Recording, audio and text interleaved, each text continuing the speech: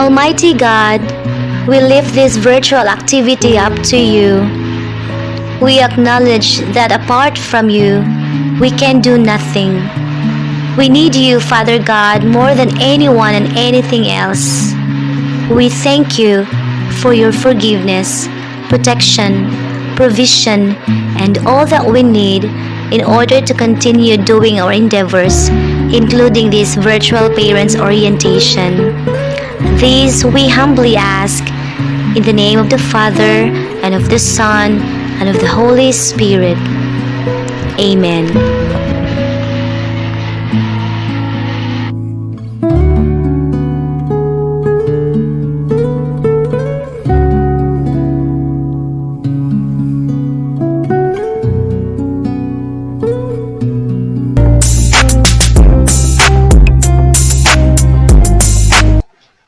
Maayo! Maayo! Maayo! Maayo! Maayong hapon, Basak Night High School stakeholders. This is Miss Remim. This is Miss Joybell. And I am Miss Andrea. We are your facilitators for this day's Parents Orientation.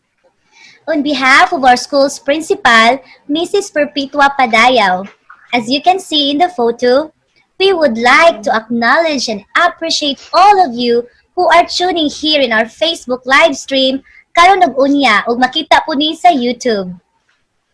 Yes, Miss Rem. So ayaw mo kalimot og engage din sa ato ang stream, like, share, and even host a watch party for a chance to win 100 peso cell phone load. Sakto jud, Miss Joybell, aside from having the chance to win, stick to us until the end. So you will also learn a lot of important things na dapat ninyong mahibawan, especially sa among mga pinalanggang parents. Yes. You have heard it right from my beautiful and dynamic co-facilitators. Naamoy chance to win and learn into this 2-hour virtual parents orientation with the following agenda. Getting to know your child's advisors and class requirements. Simulation for the distribution and retrieval of modules. Conduct of psychological first aid. So, to formally welcome us all, ako ang tawago ng ato ang faculty president, si Mr. Chito B. Makabudbud for his welcome address.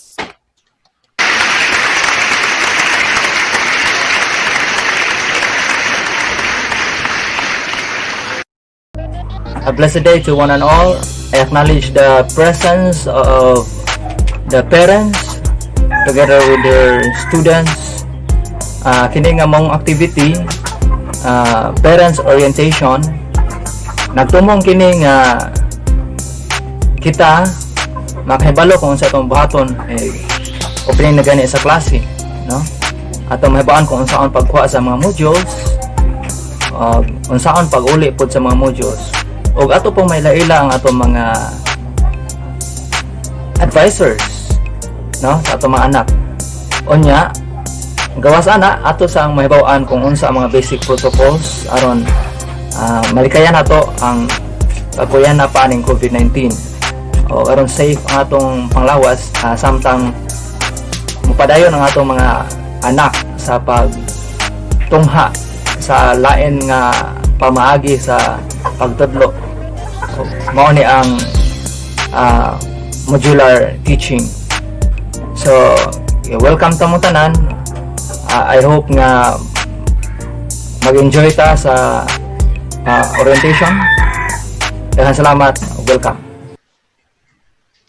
Thank you very much, Sir Chito, for that very nice welcome.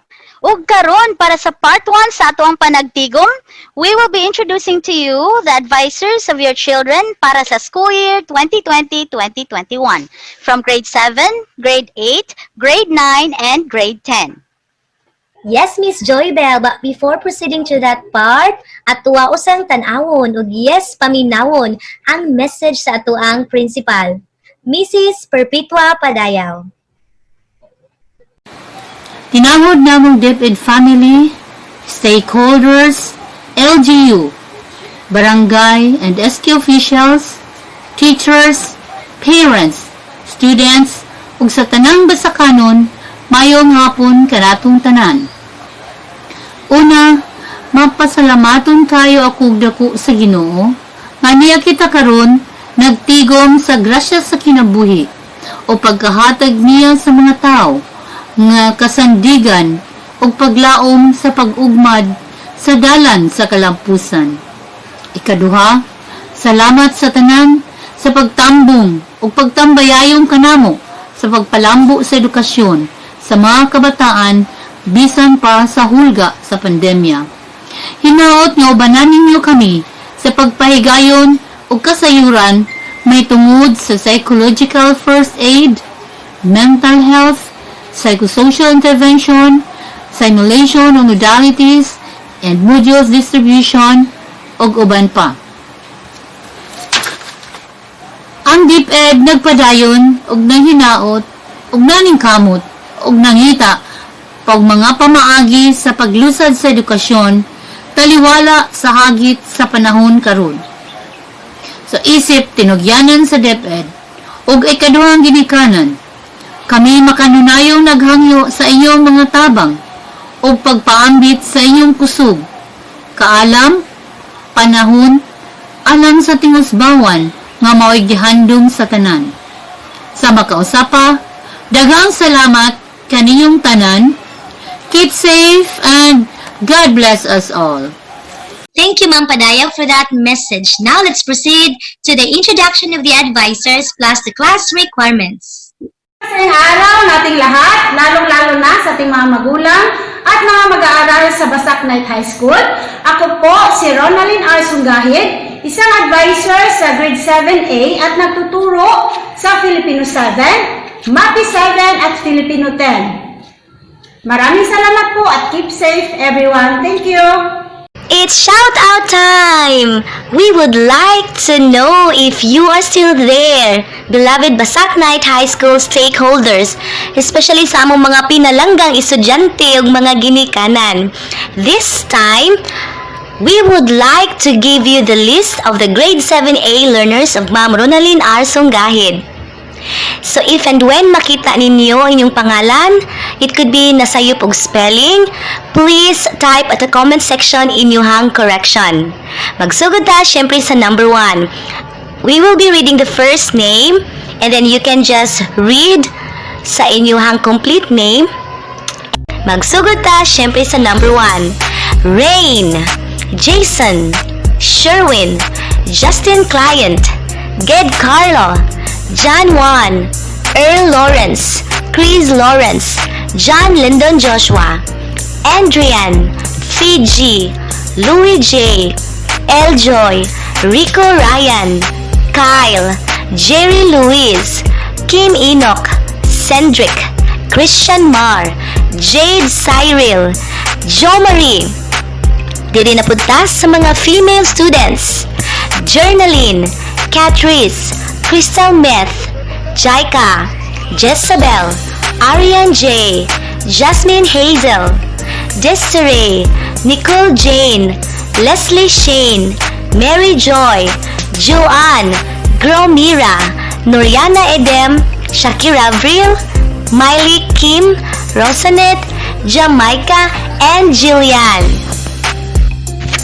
Thank you so much sa mga nag-comment.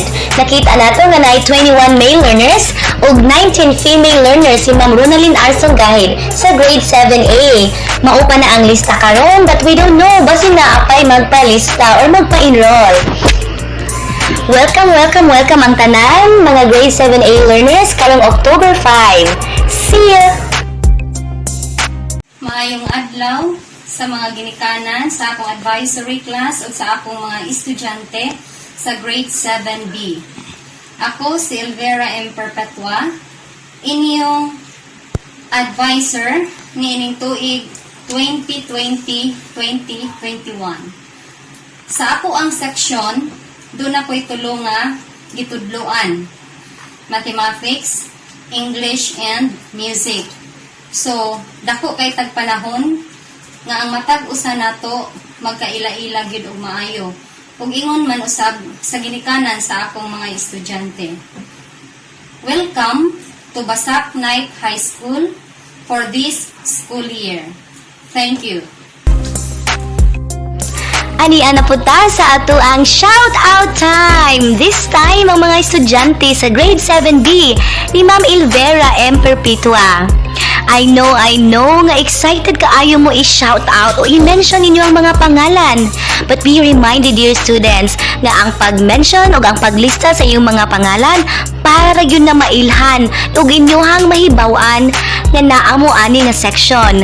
Dili para madunggan sa imuhang crush ha. Kay remember, samtang estudyante pa ka, kopti ang ballpen, dili ang girlfriend or boyfriend.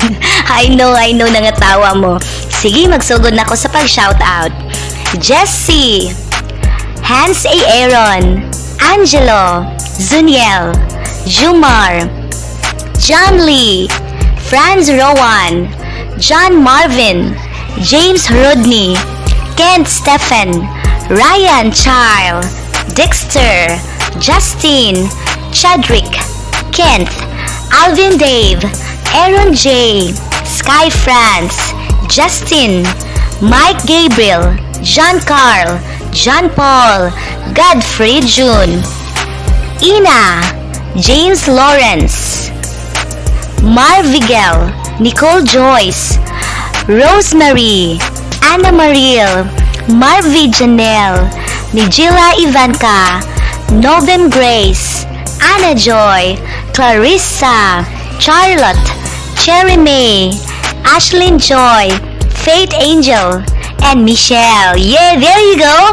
Congratulations! Enroll na yun mo, grade 7B learners. See you karong October 5. Ato apang nakita ang lista sa grade 7B learners. Again, if naamoy nakita nga kailangang i-correct, please na atay comment section para ana. Thank you so much! Adlaw sa tanan, ilabi na sa mga ginikanan o estudyante sa Basak Night High School. I am Miss Jezel Ann Dignos, Grade 7C Advisor, handling MAPI 7, Filipino 7, and Filipino 8. So, magkita-kita diri puhon sa atong tunghaan. Magparamdam ka naman, huwag mo akong i-ghosting. Tama ba yon? I know, ganahan na po mo shout out. So we have the grade 7C students of Miss Giselle Ann I. Dignos. Ato ang nakita karon ang 13 female learners and 25 male learners ni Ma'am Dignos sa grade 7C. Are you ready for the shout out? Once again, if you have corrections sa inyong mga pangalan, we have the comment section for that. Let me begin. J. Marie, Janiela, Cassie Marie, Janine, Kimberly, Adeline, Erica Shine, Kestier, Bretzel, Jillian, Joanna May, Amy, Nicole, John Paul, J. Lord, Frankish, Christian Jade, Earl Robin, Frederick, John Real, Vince Ryan, Dane, Adrian, Jose Rafael, James Paul, Neil Chan, Riniel, Noe James, Dieter, Steven, John 30, Kenneth, Dwight Chad, Kurt Zaffred, Mark Chrysler, Stephen, Robert, and Crisaldo. Hello everyone! Mayong adlaw ka natong tanan, especially sa mga ginikanan o estudyante sa Basak Night High School. I am Ms. Joy Bangkilimawe, the advisor of Grade 8, Section 8 for this school year 2020-2021. I am also the school's clinic in charge and the Grade 8 grade level coordinator. I am handling the subjects Araling Malipunan 8, ESP 8, and MAPI 8. So I'm very excited to see you all guys soon. But for now, stay home, stay safe, and see you. Bye-bye! Wow! Nagkadaga na to ang mga audience, ang ato ang participants sa ato ang activity karon. Virtually pero heartily namong gihatag para ninyong tanan. Okay, I know it's shout out time. We have the grade 8A learners of Miss Joybel D. Dimape. Are you ready? Yes, please. Engage. Host a watch party. Keep liking, loving, share these virtual parents orientation sa inyong mga social media accounts. Para ni sa inyo ha, para inyong mas makatunan ang atuang dynamics unsaon pag-distribute sa atuang mga modules which will be later on atuang makita ka na. Alright, magsugod ako sa pag-shoutout sa inyong mga names. Christian, Harold J, John Paul, John Gary, Renato, Jay, Jade, Glenn Joseph, Elmi, Mark Denver, Gerald, Chris Jomel, Christian, Amel, Rennie, Clark James, Michael, RG, Cyril John, Rich Dion Mark, Johnny, Iverson, Lester J, Lindsay, Rofa May, Gemaline, Catherine Ann, Jemina Angela, Maria Raniza, Hazel Ann, Mary Fatima, Richel Lynn, Riza June, Genesis Faith, Apple Jane, Vicky, Trisha Ann Chrysler, Grisel Venus, Anna, Charlene, Precious Lara, Joanne, Lovely Jane, Norma Paz, Mecca Ella, Marshall, Leza May, and Rose Jean. So there ang mga grade 8A male and female learners ni Miss Joybel D. Dimape. I know excited na kaayo mo eskwela karong October 5. Of course, ato ang learning modalities, modular, og online. Pero napay daghan actually og inyohan ang makita actually. To these 48 learners of Miss Joybel D. Dimape, I know excited mo ug excited po kaayo inyong advisor to be meeting you all this coming October 5. So please keep posted sa mga announcements because towards the end of the part 1 of this parents orientation, makita ninyo ang class requirements sa grade 7, grade 8, grade 9 until grade 10. So keep watching. Thank you so much. Good day everyone, I'm Cecil Cahita. I am the advisor of grade 8 section B. I am also handling Araling Panlipunan 7, Edukasyon Pagpapakatao 7, and Music Arts P Health 8. Welcome to Basak Night High School parents and students. See you soon, stay safe. Thank you. Here's another list of the grade 8 learners, specifically sa grade 8B learners ni Ma'am Cecil P. Kahita. Smiling kaayo si Miss Cecil dinhi og I know kamo po din ha. While waiting for your name to be mentioned, kay balo ko nakasmile pod mo there at the comfort of your home. So we have first, ang number 1 dinhi si Vince Ashley, Jason Miguel, Warren, Ivan, Jape, Jose III, J-Lord, Ralph Emerald, John, Chad Patrick, Sonny, Jason, Ray, Ian, Rafi, Simon Marcus, Edmar, Clint, Nico, Harvey, Raymond, Tristan James, Aldwin, Mark Aldrich, Japeth, Nisjun, Kent Louie, Dustin Miles. Hello mga mahal mong pinikanan ng estudyante. Ako si Sharon Brown, Ibanez Comandaw, class advisor sa grade 8 Charlie. Thank you and keep safe. It's another shout-out time again, beloved Basak Night High School stakeholders. Kini para sa grade 8C learners ni Mr. Charlon Brown Kumandao.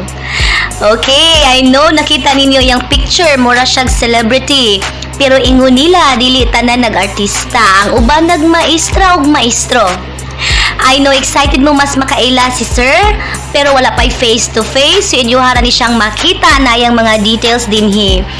Okay, so we have first, ato ang shout-out, Jay Latril, Terzo, Juvard, Charles, Nathaniel, Delmar, Adrian, Eric, Jimwell, Jaril, Romar, John Riswell, Jose Enrique, Eldrin, Ricky, John Vern, Dexter, Jamar, Lawrence Anthony, Emmanuel, Briggs, Junray, Jamil, Earl, John Vincent, Jumray. So we have 26 male learners. Now let's move to the 18 female learners of grades 8C. Princess, Rizal Ann, Glidel, Rapunzel, Isa, Jinky May, Aline Joy, Geraldine, Giftly Joy, Jana Claire, Cherry May, Faith, Vicky, Jamie Ann, Sinexa Avasandre, Cheche, Lizel, and Rizel. If and when nakita ninyo nga dapat i-correct ang spelling sa inyong mga pangalan, please type sa correct spelling at the comment section. Thank you so much! Mayong adlaw kaninyong tanan. Ako ang inyong malagarong advisor sa grade 9A, Mr. Bernard Loren de la Peña. Welcome sa school year 2020-2021. Daghang salamat. Kaway-kaway naman dyan sa mga grade 9 learners for this school year 2020-2021. Sa pagkakaroon ato ang nakita ang lista sa mga estudyante ni Mr. Bernard Loren de la Peña sa Section A. Yes, ato ang nakita ang libro. Nice kayo ang libro. Unya na ay 23 ka learners nga nakalista sa grade 9A male students. Ako anang pagasugdan ang pag-shout out. So once again, if and when namoy makita nga dapat i-correct like the spelling or na ay mga incomplete details probably, so please type sa correction o sa information din na sa comment section. Basin ka mo po dang makadaog sa ato ang cellphone load nga papremyo kung grabe mo ka-engaging kaayo sa ato ang virtual activity this time. Ready? Janelle, Brinier, Kinjay, Aaron Dave, Fronny, Dan's Andrew, Von Andre, Lawrence Ivan, Rosbin, Hitoshi Jr., Andre, Denzelton, John Kyle, Kirsten, Francis Luigi, Antonio, DJ, Ingelberto, James Louis, John Owen, Chrismar, Robert John, and Eugene. Sumaukad to ang 23 male learners sa grade 9A ni Mr. Bernard Loren de la Peña.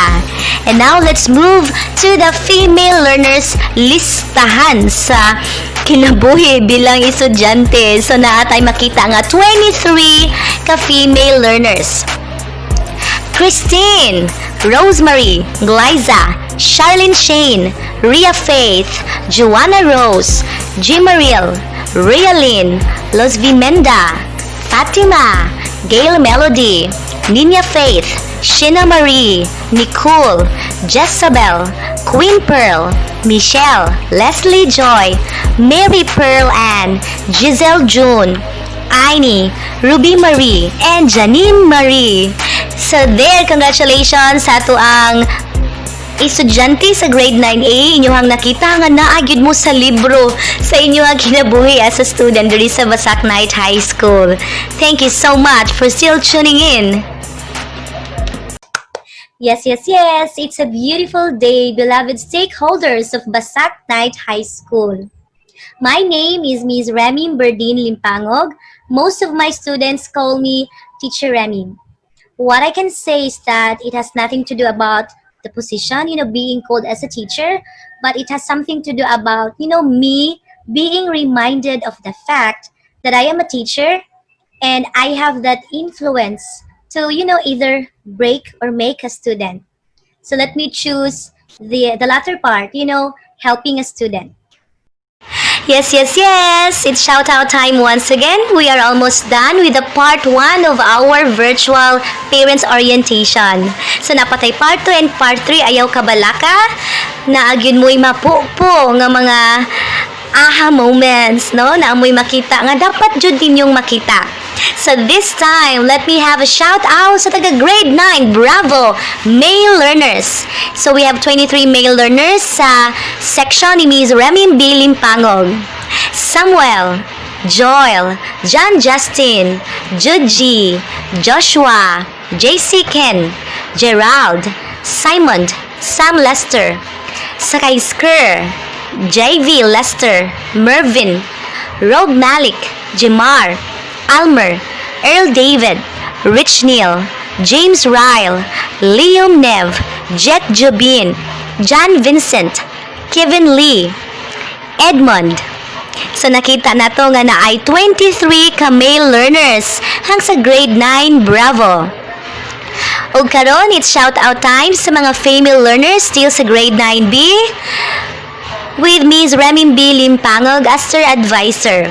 So we have Jasmine Abellanosa, Queenie Althea, Rosami, Mary G. Micah, Bea, Mary Rose, Heidi, Colleen Andriana, Claire, Jovine, Jacil, Christine, Angie, Lindsay Jane, Benna, Rillian Jane, Jade Hazel, Jelly, Jessica, Saima, Jonadel, Anna May, Blessing Nina, and Rachel. There you go, 24 female learners of grade 9 Bravo.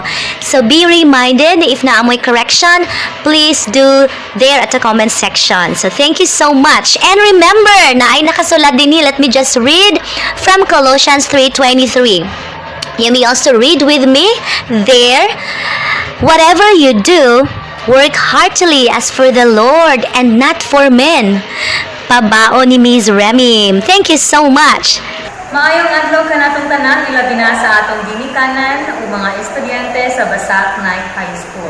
I am Ms. Andrea Nica Alochea, the advisor of grade 9 section C and also the school's SSG advisor. I will be handling subjects MAPE 9 and DLA. So kita-kita tapuhon diri sa atong tunghaan. Stay safe and God bless us all. Bye! Are you ready? Grade 9C. We have 26 male learners. Excited na kaayo si Miss Andrea Nica to be meeting you all. Sa 22 pud ka mga female learners.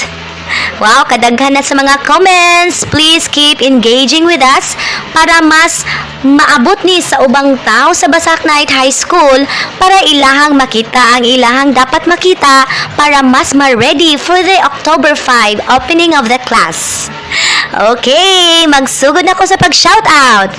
Chris Gleman, Orlando, John Ray, James, Rennie Boy, Jaylor, James, Marvin, Gerland, Ray Noel, John Bricks, Kent, Jazly, Raymart, Marcel, Selwyn, Dan Paul, John Paul, Malberry, John Mike, Jumar, Vince Ryan, Wilfred, Mark John, Christian, Glenn John.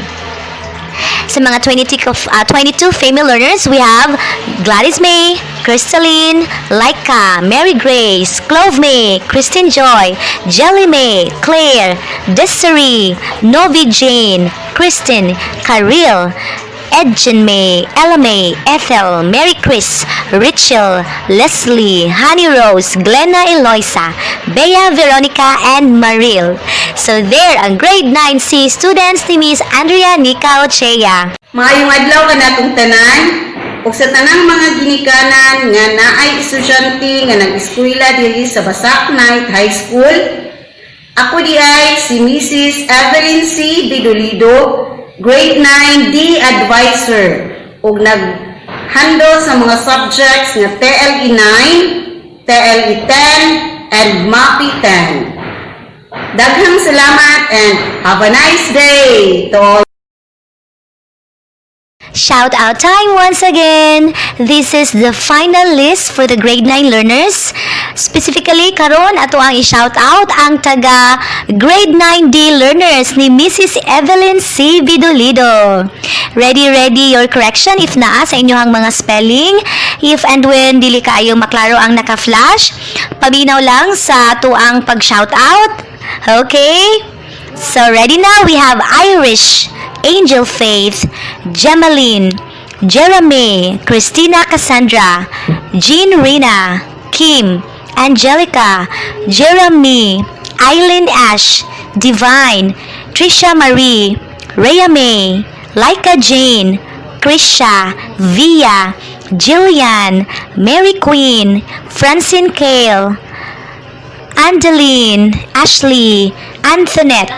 Now, para sa mga grade 9D male learners, Clark, Arnil Joe, Clyde, John Paul, Melnard, Vincent, Dexter James, Charlie, Glenn, Jose Lamer, Spencer, Devimar, John Carl, Ryan Jake, Cristobal, Jumar, Joshua, Kurt Ivan, Mark John, Nansale, and Vince J.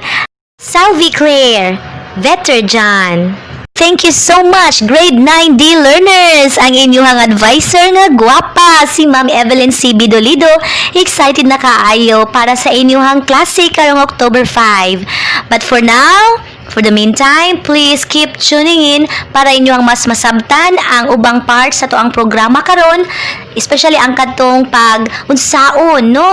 Ang simulation sa distribution and retrieval of your self-learning modules. So please stay with us until the end. Thank you so much, grade 9D learners. Hello, welcome! Welcome to the new normal school for school year 2020-2021.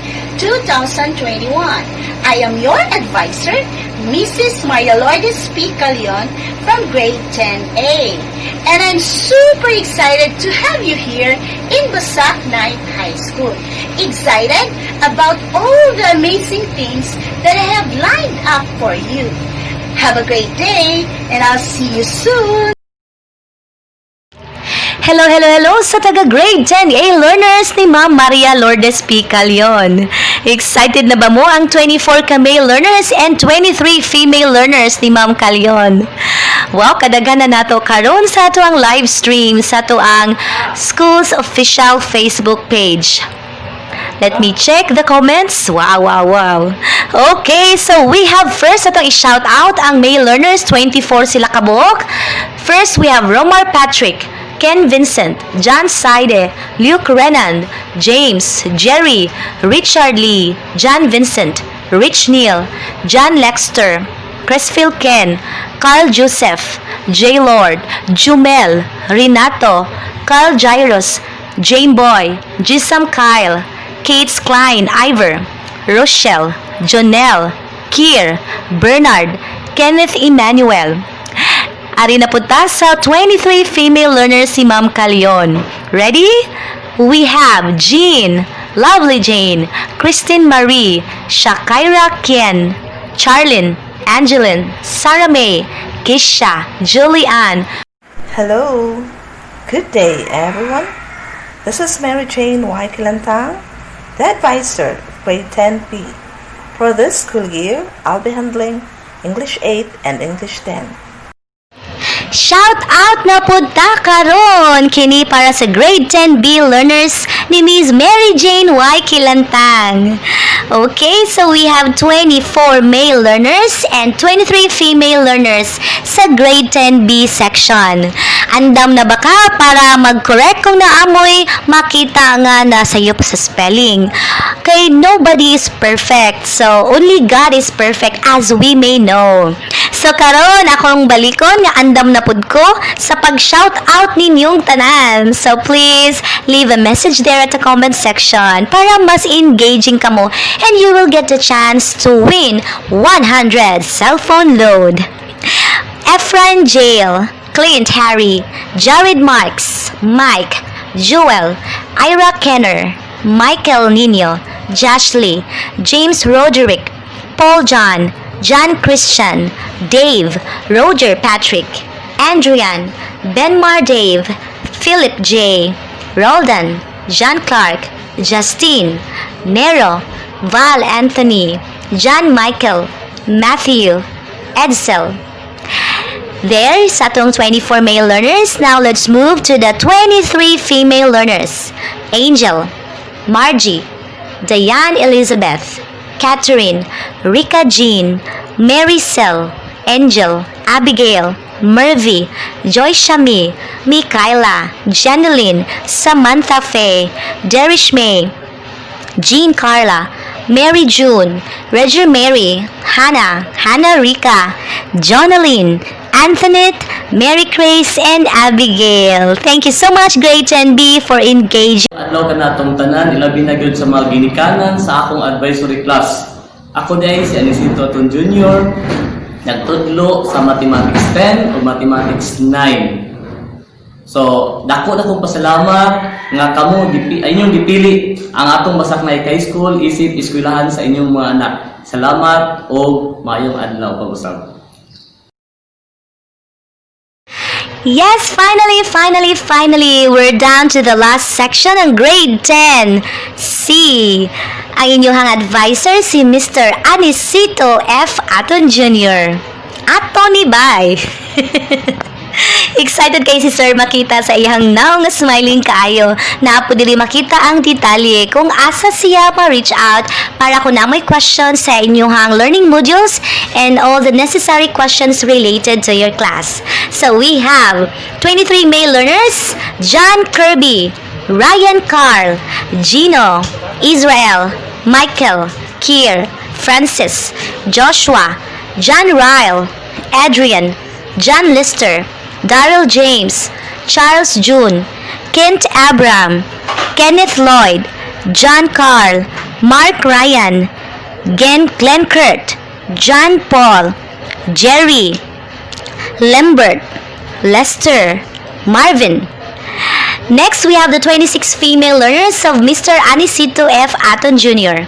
Lindsay Ann, Jilly, Jelame, Marialine, Nelji, Ninia, Richel, Ella Radeline May, Joanna, Rochelle, Lizelle, Gia Antoinette, Sheen, Roselle, Miriam, Apriline, Catherine, April Janice, April Janine, Giselle, Jelisa, Mary Chris, Kristen Ann, Marian, Shirel, and Crystal May.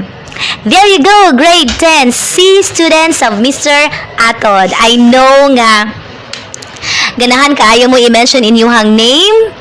Okay, so nakita na ko inyong interaction, engagement din sa ato ang comment section. And of course, ang ato ang pag-stream dinhi, ato po ni makita ang ato ang post dito sa YouTube. The link is there at the comment section kung asa sa YouTube. Kung gusto mo, yes, makita ang tanan-tanan, and at the same time, kung gusto mo replay, usahay ganahan tag replay, pero naay mga butang nga dili na pwedeng balikon. Nag-joke si teacher. Thank you so much sa mga tao, sa atong participants karon, and please stick with us kay napatay second and third part. Thank you so much.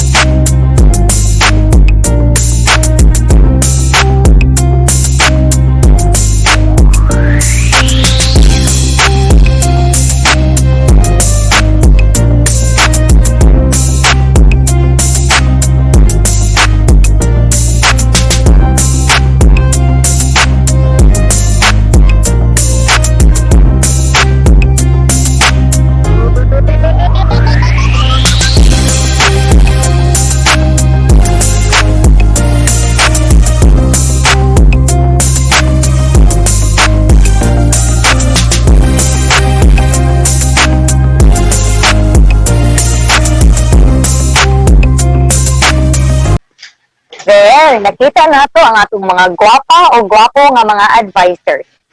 Ug apil ninyong nahibaw-an asa nga section na belong ang inyong mga anak. If and when wala nakita sa lista o wala na apil sa ato ang pag-shout out, kindly type on the comment section the full name of your child ug iyang grade level. So, we can check and give you updates about it. Miss Giselle and Miss Cecile are checking those names listed sa comment section. That is right, Miss Dre. Aside atong naila-ila ang mga advisors, section where does your child belong, at tuapod na basa ang mga class requirements which are actually minimal lang kaayo ug necessary jud para mas matabangan ug makat-on pa ang atuang mga learners. Ug karon para sa part 2, we will see unsaon ang pagkuha ug pag-submit sa mga learning modules. Mao kini ang inyong dapat buhaton para makasulod mo sa atong tunghaan para sa pagkuha ug pag-uli sa learning module sa inyong mga anak.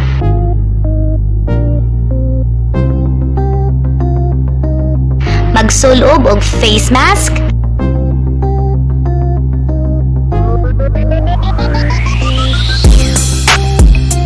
ug face shield.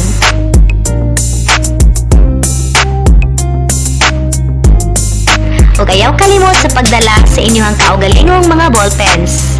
Daghang salamat. Ug uban pang parte sa protocol. Una, ang temperature check. Dapat check na check para makasulod mo sa atoang tunghaan.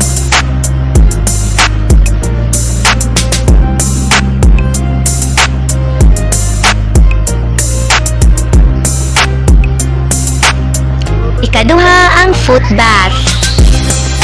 Ikatulo, disinfect. Naratay i-provide nga alcohol.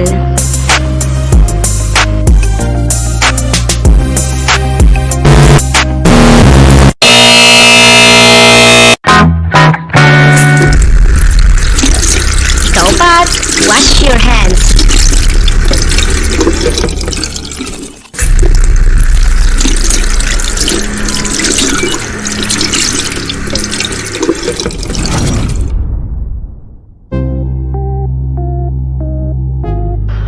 Ay kalimot sa ballpen. Ikalima, get the contact tracing form. Ikaunom, go to the high school holding area where you can fill the contact tracing form.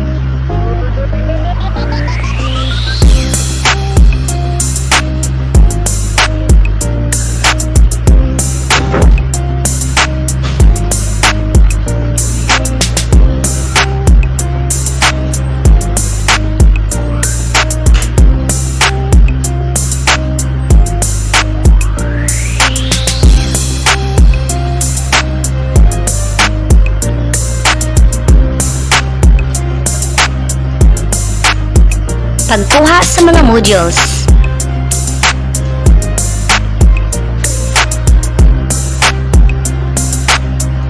Proceed to the classroom of your child. Dali ra ni matultulan kay naay teacher mo guide ninyo. And each classroom has a label sa grade level og section.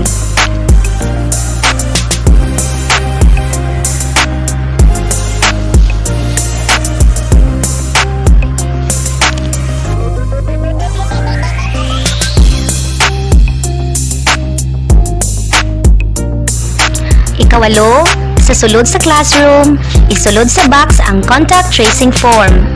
Disinfect ug fill api ang learning module monitoring form.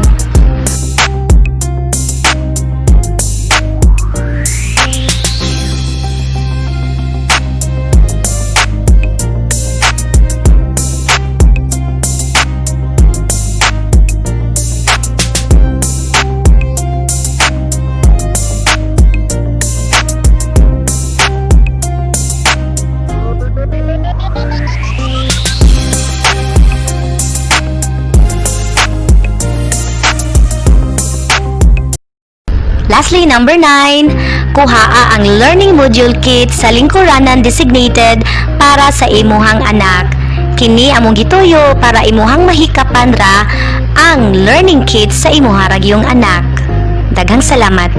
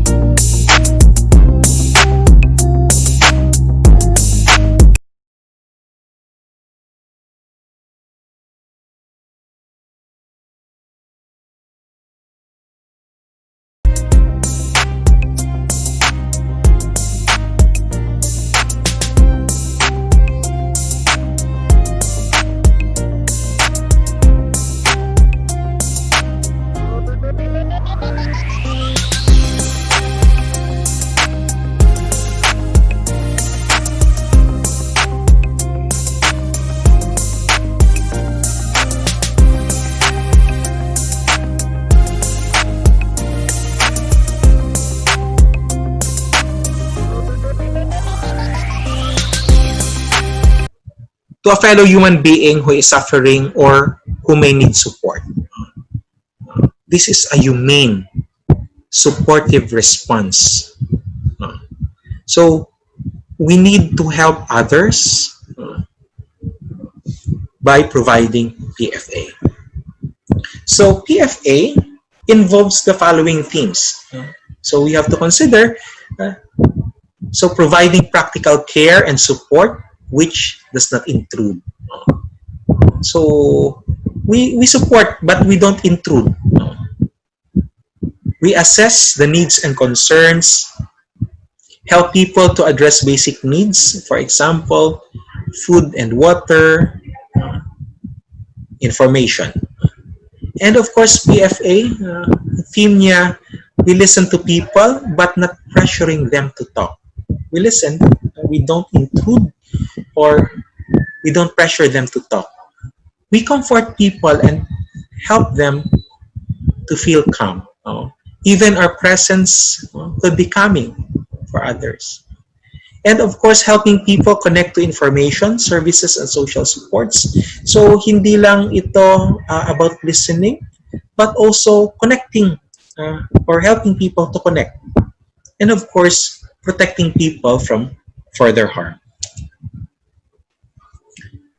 PFA aims to provide psychosocial support just like those in the physical first aid. Diba? Sa physical first aid, if you have a cut or a wound, so you have to wash it, you have to apply betadine, for example, or to dress it. If medyo malalim, then we go to hospital, but you have to apply first aid. Now, when it comes to psychological aspect, psychological first aid provides this one.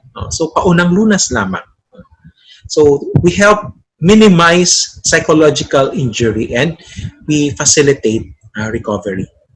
Now, PFA also is a method of helping people in distress so they can feel calm and supported to cope better with their challenges.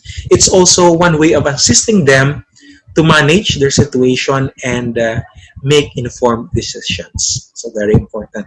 We assist and we facilitate. The basis of PFA is caring. We care about the person. So under normal circumstances, when we care, very important, we have that presence, we have that touch, for example, and so on. And we care for them, especially when they are distressed, and we show empathy.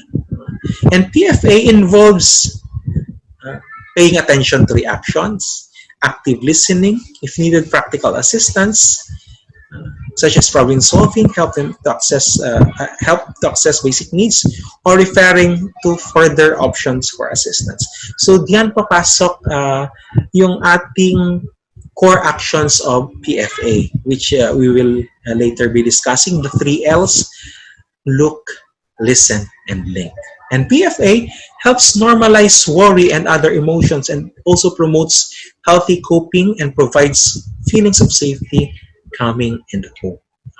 So we give our mere presence, give assurances for the safety, for the calmness, and of course giving hope to others. What PFA is not. So PFA is not something that only professionals can do. So when we say professionals, these are mental health professionals in our context in the Philippines. Pero PFA can be done by a lay person. Okay. PFA is not professional counseling. If you are giving PFA and then you keep on asking why, if you keep on asking details, bakit nangyari yan, bakit nagkaganito, what is your take about that, and so on and so forth. Again, you might already be venturing to counseling and not on PFA. PFA is not also a psychological debriefing and does not necessarily involve a detailed discussion of the event that caused the distress. Again, PFA is, we start basically being present there and Your presence is an assuring and calming presence. PFA is not asking someone to analyze what happened to them or put time and events in order. Uh, it's important that you have to listen, to be there and to listen. Kasi there are people out of their distress who just need to vent out their emotions.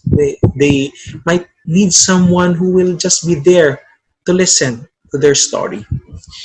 Here in Iloilo, since I am based from Iloilo,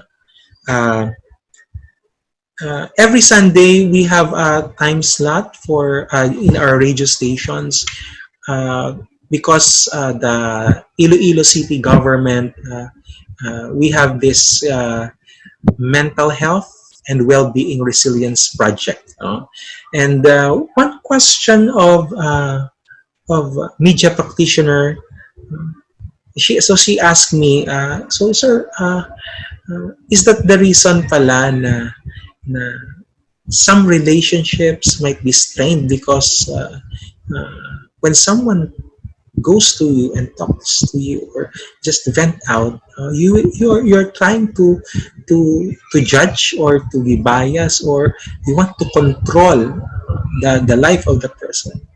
Sabi ko, yes. We don't impose ourselves.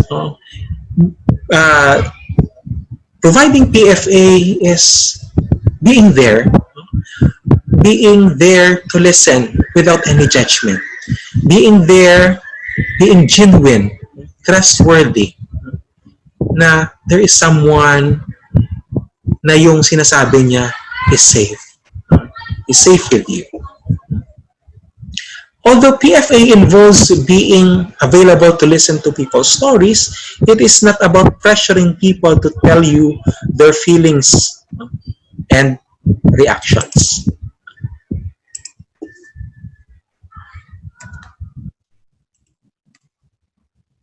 Now let's go to the core action principles of the PFA. So we have the 3 L's: look, listen, and link. So 3 L's. So when we say look, it refers how to assess. So we check for safety. We find those with priority needs or serious distress. It happens especially when we are dealing with the old normal. I mean, before, when we have the face-to-face interaction. Dati, when we are providing PFA, we look for the example, when we look sa client, nakaligo ba to, nakain to, what are the other behavioral manifestations, or nakatulala. So we always look for it sa look na aspect.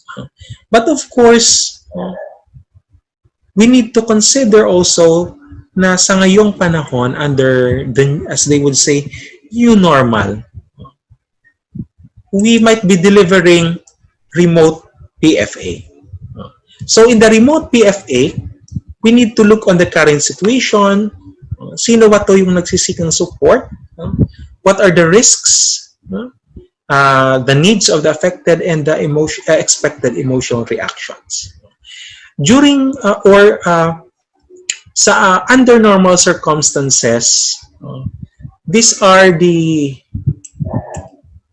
common distress reactions to crisis.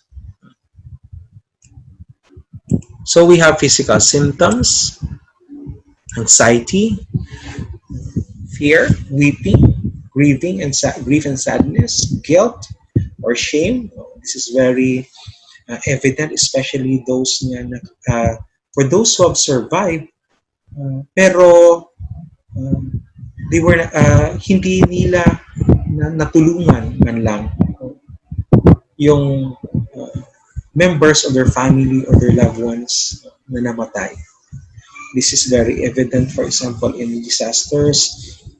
I would like to share an example, especially dito sa Iloilo, when last December, because of typhoon, there was a flash flood in the northern part of Iloilo, and one story that struck me most is the story of a father wherein, of course, walang ilaw, ran out since may bagyo.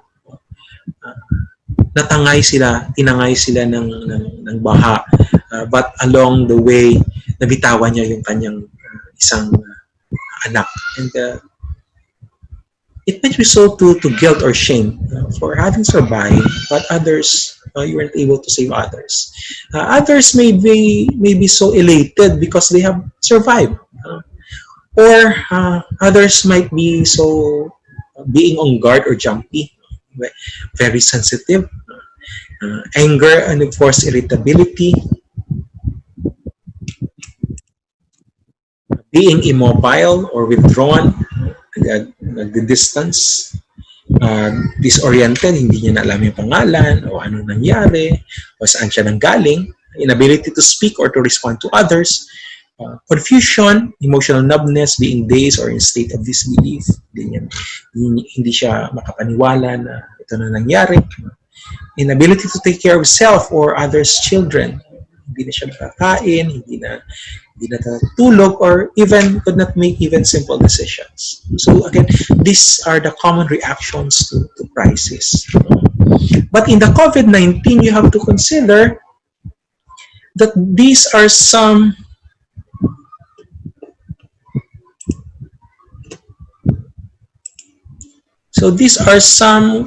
considerations. So a person might need help or is asking for help because of its media posts. So we look on the social media posts. Kamusta yung pinopost niya? It's all about disbelief, or hindi na siya hopeful, so on and so forth. Another thing is social exclusion or no longer responds to correspondences. So, hindi na siya sumasagot ng email, kinakamusta, hindi na siya sumasagot sa mga tawag or messages, so on and so forth. Or for employers or supervisors or managers attending this webinar, those employees na dati maganda yung trabaho niya, but now low work productivity na siya. So, yung quality of work hindi na maganda or subpar, does not submit on time already, and hindi na siya nag-attend ng meetings. So, it might be the red flags we need to consider. So, when we talk about listen, it refers how to those who need support, to their concerns, help them feel calm. So we listen with our eyes, with full attention, with our ears, truly hearing the worries of the affected, and the heart with genuineness and respect. Again, this slide on listen is applicable especially on face-to-face interaction. Pero when we talk about remote PFA, remote PFA can be done through teleconferencing or through help or hotline. So as a PFA provider, we need to begin the conversation. We need to let the client feel that he or she is welcome. So we let them feel na welcome siya. Then we introduce ourselves. So as a helper, for example, in a tele or in a remote PFA, so as a helper, as a provider, you need to introduce yourself. Then you have to pay attention and listen actively. Kasi there are times na if there are callers, di ka pa hindi ka pa nakapag-introduce ng self mo, ayan na, nag-open up. It is important also that we accept and affirm their feelings. We need to calm someone in distress,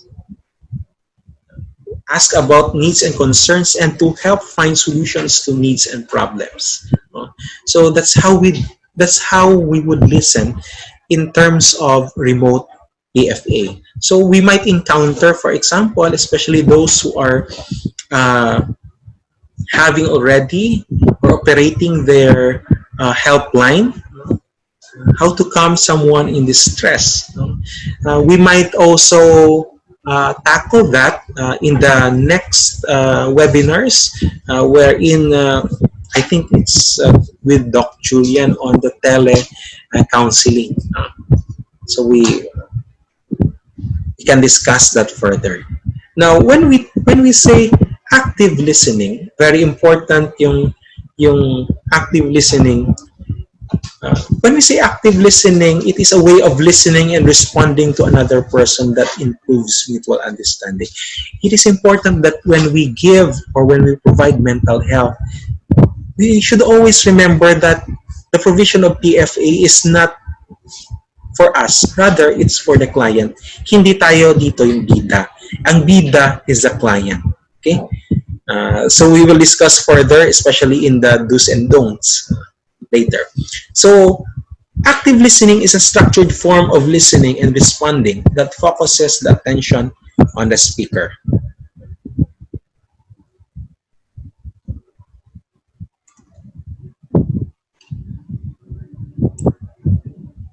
In providing PFA, these are things to say and do. Again, this is during normal situations.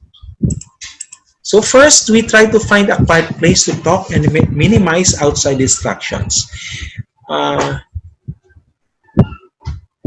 This is also the idea or the rationale why in schools or mental health professionals should have clinics. For schools, there should be guidance offices. Kasi how can a person open up if there are distractions? Or how can a person vent out? Hindi naman siya mahihiya if lahat nakatingin sa kanya. So it's very, very important. So under normal circumstances, we must stay near the person but keep an appropriate distance. Sa ngayon, since we are in remote PFA, under new normal, so ito, distance talaga. So we must deliver now PFA in using remotely. So let them know you hear them. So under normal circumstances, if you're facing each other, so you can nod your head. Pero pag over the phone, talagang you have to consider na the client must know that you are listening, and you are not only listening but attentively listening or actively listening. So when giving or providing PFA, we should be patient and calm. Siyempre, pag irritable tayo, if nagmamadali tayo, of course, the client can sense it. And of course, how can someone trust you na ito, hindi naman siya pala sold out sa akin? Provide factual information if you have it. So you provide the factual information, and we should be honest in providing PFA. Be honest about what you know and what you don't know. So very important. So hindi tayo mag-ask if na kaya natin. That is why very important ang third operational principle of BFA, not to link. Hindi tayo dito hero. So we need to link. So give information in a way that the person can understand. So keep it simple. As much as possible, the information should be simple. Furthermore, we acknowledge how they are feeling. So we have to recognize, to affirm how they feel, and any losses or important events they share with you, such as loss of home or death of a loved one. So I'm so sorry because of the death of your loved one. Furthermore, we have to respect privacy. So the story of the person is confidential. So this is one thing also concern namin sa mga mental health professionals. Since for example, sa mga guidance counselors, our law, RA 9258, is very explicit on the right of privileged communication of our clients. So this is the protection. When we say a right to privileged communication, this is the right of the client. This is a protection of the client against unwanted divulgement or ma-divulge yung data or yung sinabi niya sa counselor. Now, however, that rule is not absolute. We can break actually the rule on confidentiality under the circumstances wherein the client can or is already threat to himself or to others. So we can break the confidentiality.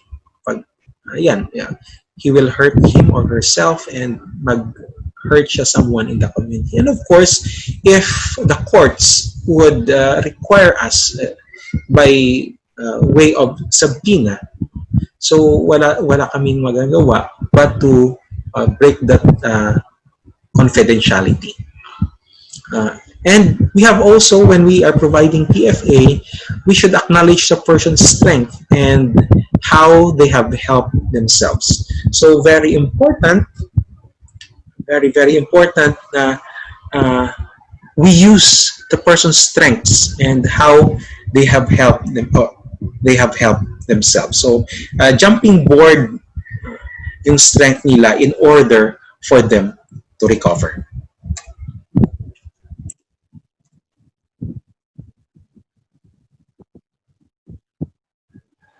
Okay, now let's go to things not to say and do. So as PFA providers, don't pressure someone to tell their story.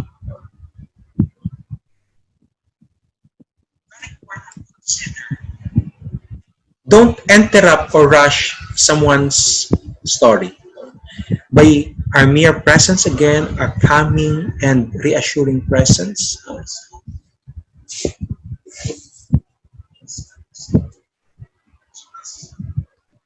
we don't give opinions of the person's situation, just listen. Our mere presence. Don't touch the person if you're not sure it is appropriate to do so. Again, this is under normal circumstances. We don't touch someone, but as of now, may physical distancing na nga eh. And don't say you shouldn't feel that way or you should feel lucky because you survived. It might trigger others. So, imbes na makatulong tayo, again, it will do more harm.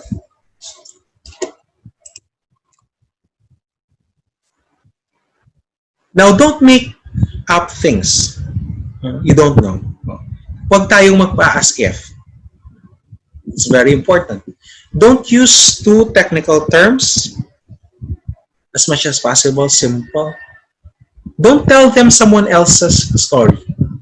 It seems, kumbaga, quote unquote, the center of our attention here is a client, and it's all about the client. Don't talk about your troubles. Another concern is, yes, when we give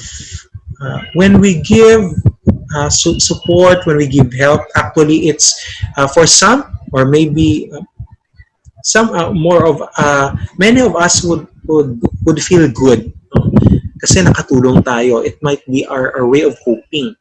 Pero when we provide PFA, we have to consider na before providing PFA, we're also physically, emotionally, psychologically, spiritually, mentally prepared.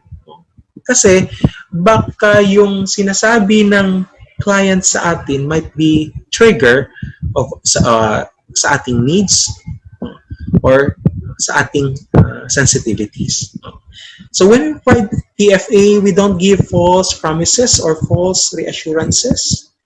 Don't feel that you have to try to solve other person's problems for them. Hindi tayo superhero, hindi tayo Superman na lahat kakayanin natin. Rather, we have to give that power to our clients. So we don't take away the person's strength and sense of being able to take care of themselves. What we have to do is to, kumbaga, may isang time, may isang moment wherein the person can refresh, can be recharged emotionally. And wherein after that, with all his or her existing strength, he can be able to care for him or herself. Now, considerations in giving remote PFA. So, as we have discussed, empathy and warmth, attention and affirmation, very important kasi in remote PFA, some of us might be using phones, so hindi natin nakikita. Others might do this also, parang telecounseling, teleconferencing na setup, Skype or Google Meet or Zoom. So we need to let them feel na they are welcome, may gusto makinig sa kanila, acceptance, and without biases, and of course they are safe. And we need to consider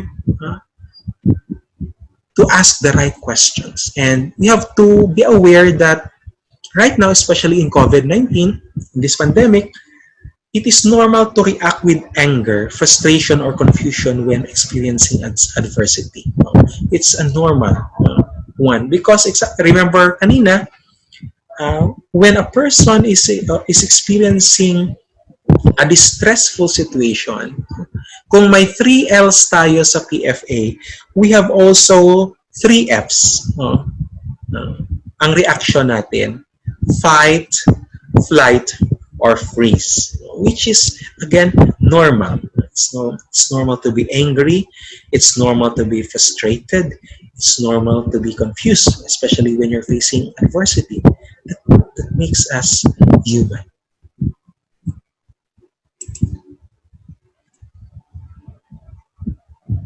So in provision of remote PFA, so very important, we have to introduce ourselves. We ask how can we be of help. For example, the Philippine Guidance and Counseling Association, the PGCA, we have collaboration with the National Center for Mental Health. So when we are receiving clients, for example, so we always introduce ourselves. For example, sa akin, Francis Ray Subong, I'm your mental health professional or your mental health helper. How can I help you? So we agree on the duration of the call. Very important that we agree kasi baka more than 1 hour, and if you're not prepared for it, if you're not trained for it, it might be taxing for you also. You might be tired kahit isa pa lang. So usually we try to put this the time for PFA around 30 minutes to 45 minutes. So of course we listen to the practical and emotional needs of the caller. We have to find out also na ano talaga yung need ng caller. We need also to ask about how they cope, how they care for themselves, and how do they manage stress. It's very important because this one we will tackle that on the link part. Oo. Kasi pag, example, kamusta siya, kamusta ang client, kamusta yung caller, nag-cope siya, how does the client or caller care for him or herself, naliligo ba siya, kumakain pa ba yan, or baka nandyan na lang sa loob ng bahay, hindi na lumalabas, and so on and so forth. And of course, in delivering remote PFA, we ask what the caller will choose to do. Anong gusto mo mangyari? Or we assist the caller to find out the things they can do. So anong pwede mong gawin? For example, you ask them or suggest that they write a list for inspiration. Again, this is very important since we're only facilitators as PFA providers. We need them to look for themselves and don't take away sa ating clients ang power to take care of themselves. Now, let's go to the link part.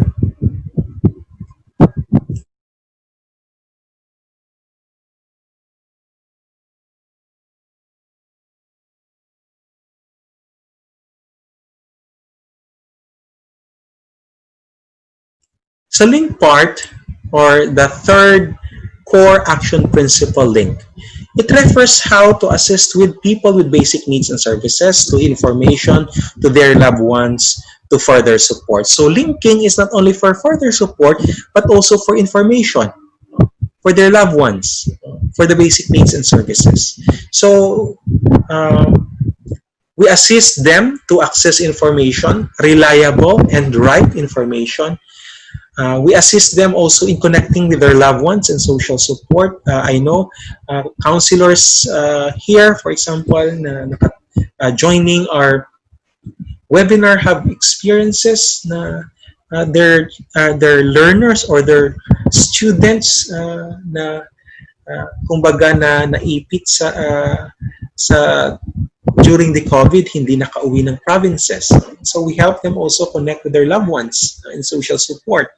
So we tackle practical problems and accessing services and other help. So that's how we link.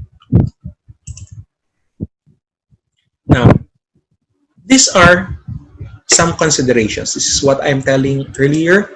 Sorry. So when a caller, if the caller is this one, is kind of this one, we need to refer him or her to specialized help. So if a caller has not been able to sleep for the last week and is confused and disoriented, it's beyond your competence, beyond your expertise. You have to refer that to mental health professionals. So if a caller is so distressed that they are unable to function normally and care for themselves or their children, for example, not eating or keeping clean, literally, you have to refer that. If a caller loses control over their behavior, mag-burst out lang siya in an unpredictable or destructive manner, or even while you are taking the call, sinisigawan ka na, so you have to refer that.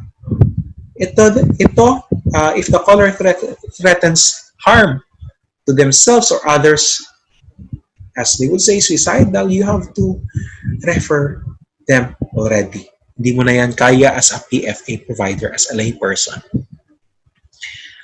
If the caller starts excessive and out of the ordinary use of drugs or alcohol as a coping, maybe as a coping mechanism because of the common reactions, you have to refer.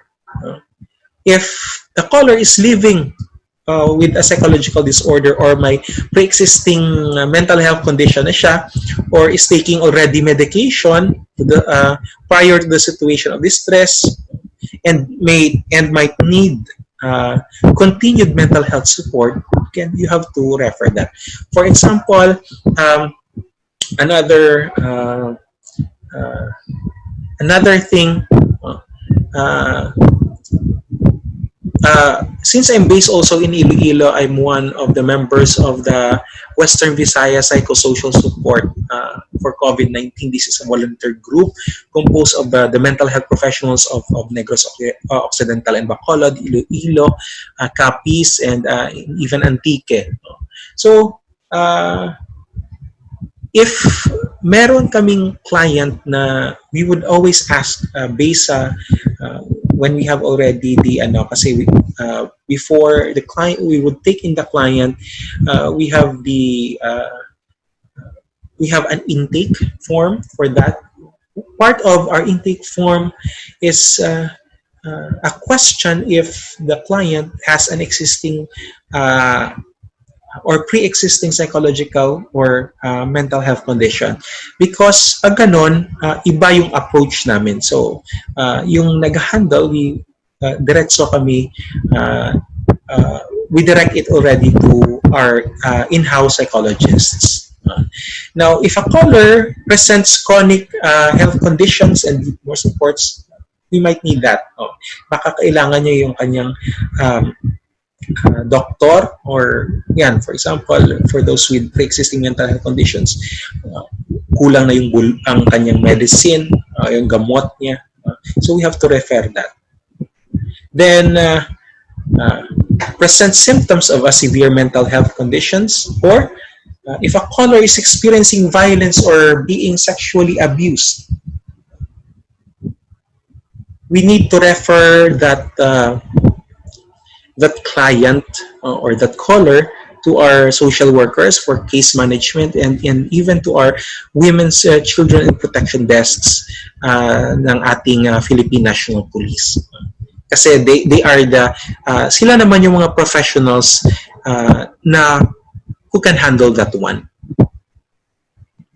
Now, in providing remote PFA, this one, the link part, the referral, we give information.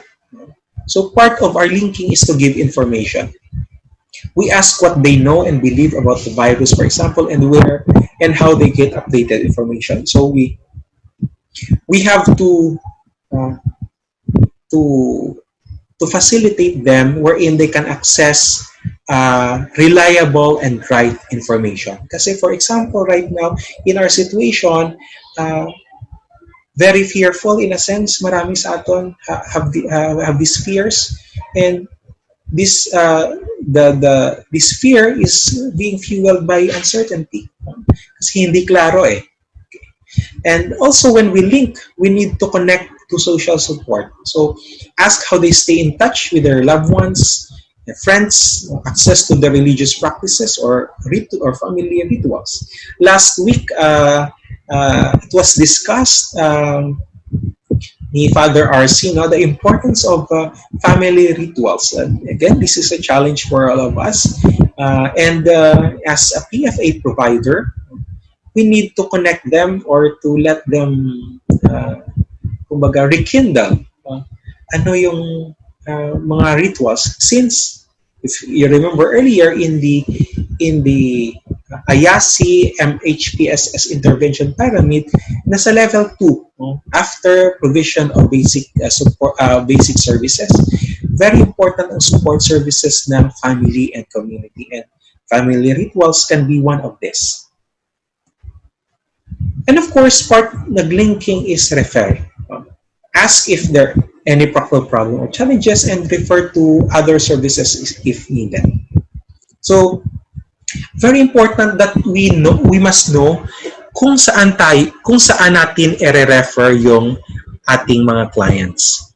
For example, we refer our clients or callers to guidance counselors if the client needs assistance when it comes to adjustment. Kumbaga, dealing with normal problems under normal situation. However, pag yung client or caller would exhibit signs and symptoms na seem somehow quote-unquote abnormal, we might refer them to psychologists. And if kailangan ng gamot, then we refer them to our psychiatrist. I would like to share an experience. I think a few weeks ago, one of our nurses called up early morning. Sabi niya, Sir Franz, we have this teacher. Ilang days na siya na hindi tulog, nag-shoot up yung BP niya and so on and so forth. She asked for help. Nurse namin. Sabi ko, ma'am, you look first for a psychiatrist.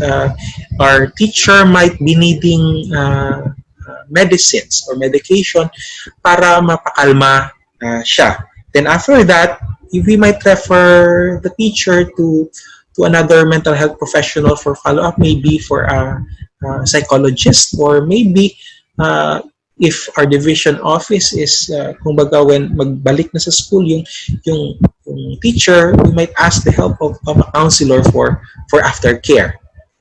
So ganon, we need to refer if need natin yung assistance when it comes to case management, community organizing, when it comes ito sa mga abuses, we might refer the case to our social workers because they're trained to do that. But for counseling, you refer to counselors and maybe psychologists, and of course for psychologists, psychotherapy. Then of course after that, if you are receiving call, to end the conversation, we have to summarize, we have to summarize the conversation by highlighting the key issues discussed and what are the action points identified. Then you can agree for a follow-up meeting or a follow-up call if possible. And of course, we don't forget to thank the client or the caller for the conversation, and we thank the client for his or her trust in opening up sa inyo as PFA providers. Now, so that's our core action principles of the psychological first aid. So we have the look, listen, and link.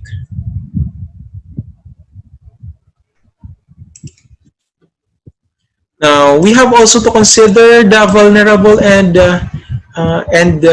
need special help. These are the sectors na very vulnerable, especially in times of crisis and disasters. Of course, the children, including the adolescents. This is especially right now, medyo mainit yung usapan regarding sa opening of classes. But aside from the fears, aside from our preparations, aside from the budgetary constraints, the concerns of our teachers, we have to consider also that behind those other concerns is the vulnerability and the mental health of our learners, not only in the public schools but also in the private schools. We need also to consider the people with health conditions or disabilities. Of course, yung ating mga senior citizens, in those with pre-existing health conditions, with those with disabilities and with special needs, and those people at risk of discrimination or violence. So very, very important to. Especially, I think a week ago, there is this very disturbing article from one of our media entity regarding prostitution of women since because of poverty of our some government officials, or public officers. So we need to consider that also, that in providing PFA, we give preference to this most vulnerable of our society. Now, professional behavior in delivering PFA. Again, this is a reminder, especially for our lay persons and PFA providers. We should only operate within the framework of an authorized disaster response system. Now, we have to follow the mandates, the existing guidelines, the existing ethical considerations. So, we only operate within the framework. So we model healthy responses. So we must be calm, courteous, organized, and helpful. That is why in the delivery of psychosocial support services, as I have mentioned earlier, we need to be prepared physically, emotionally, mentally, spiritually. Kasi pag nasa field tayo, our responses are being modeled or tinitingnan tayo. We must be also visible and available, and we maintain confidentiality. We remain within the scope of the expertise and designated role. So, example, as a counselor, I could not brand or I could not diagnose yung ano yung tao, for example, baka may generalized anxiety disorder na siya.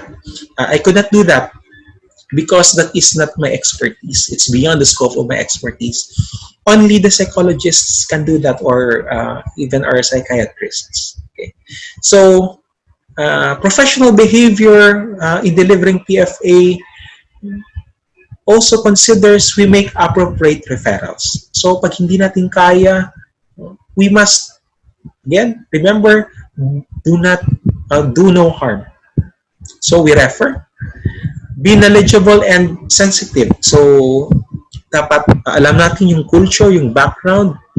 Again, this is very evident in a face-to-face delivery of PFA. And pay attention to your own emotional and physical reactions. Remember, in giving PFA, baka yung sinasabi dyan yung sinishare ng client might be your trigger. Or might yung sensitivities mo ma-trigger din. Then of course, very important, practice self-care. We could not give what we do not have. So very important, as PFA providers or as helpers, if we want to help, we must first help ourselves. Parang if those who are riding the airplane, diba, bago mag-fly yung airplane, diba, may mga instructions yung mga steward and stewardess natin. So, when it comes to oxygen, if may maliit na bata or may child ka na kasama, you have first to put on your mask bago mo siya i-help na lagyan ng mask. So we must first take care of ourselves in order to help others. So we do not make assumptions about the survivors are experiencing or what they have gone through. We must be there only to listen, no judgment, no discrimination. We do not assume that everyone exposed to a disaster will be traumatized. Remember, not everyone needs PFA. Do not pathologize. So we do not label reactions as symptoms. So may anxiety na siya or may PTSD na siya. We don't do that. We do not talk down to or patronize the survivor, rather, or focus on his helplessness or weaknesses, mistakes, or disability. Rather, we focus on what he or she has done effectively to help others. So that is why we must help our clients to help themselves. So do not assume that all survivors want to talk or need to talk to you. As I have mentioned, keep on mentioning, our mere presence, calming and assuring presence might be already a PFA for some. Do not debrief by asking others of what happened, and do not speculate or offer possible inaccurate information. So as providers, we need to take care of ourselves. So we must also manage our stress. So these are some tips.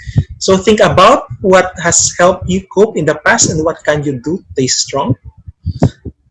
Try to take time to eat, relax, and rest even for short periods. So hindi tayo Superman. Tao tayo. Human beings tayo. We have our own processes physiologically. So we need to take time to eat, rest, and relax. Try to keep reasonable working hours so you do not become too exhausted. So, for example, we divide the workload in shifts, and you should be taking regular rest periods, especially sa acute phase ng crisis. So remember, you are not responsible for solving all the people's problems. Do what you can to help people help themselves. Okay? So we assist, we facilitate. Again, minimize your intake of alcohol, caffeine, or nicotine and avoid non-prescription drugs. Okay? It might affect you or us emotionally, mentally, baka may mga side effects. Okay? And of course, need natin din kamustahan. Check with other helpers to see how they're doing and have them check in with you. Find ways to support each other, especially for PFA providers. Hindi natin, again, we are not heroes. Hindi tayo si Superman, si Superwoman. Rather, we are human beings and we need each other. We need a strong support system for us to survive also. And talk with friends, loved ones, or other people you trust.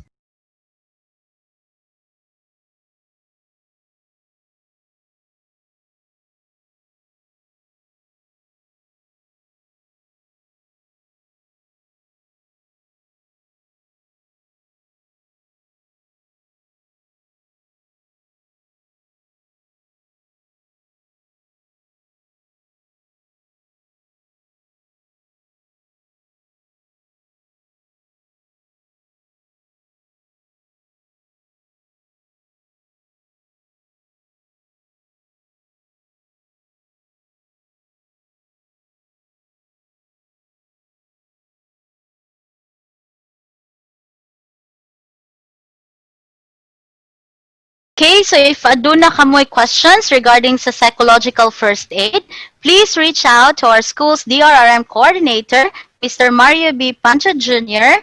na iyang details flashed on screen.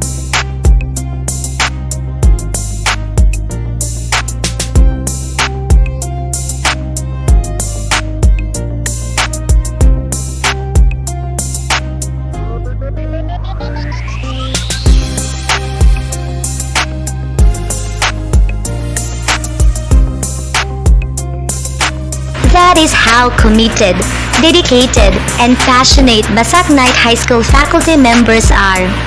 We've been very busy and productive in preparing for all the modules for our Basak Night High School learners. Aside from the offline modular approach, we also have the online class.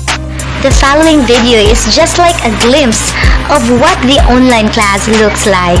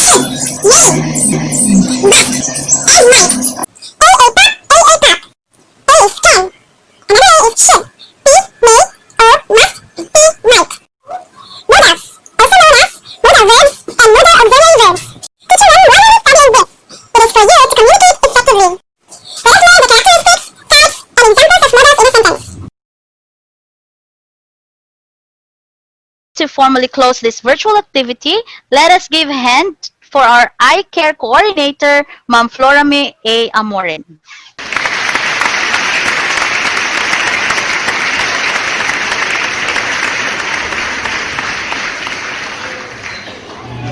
Have a great day, everyone.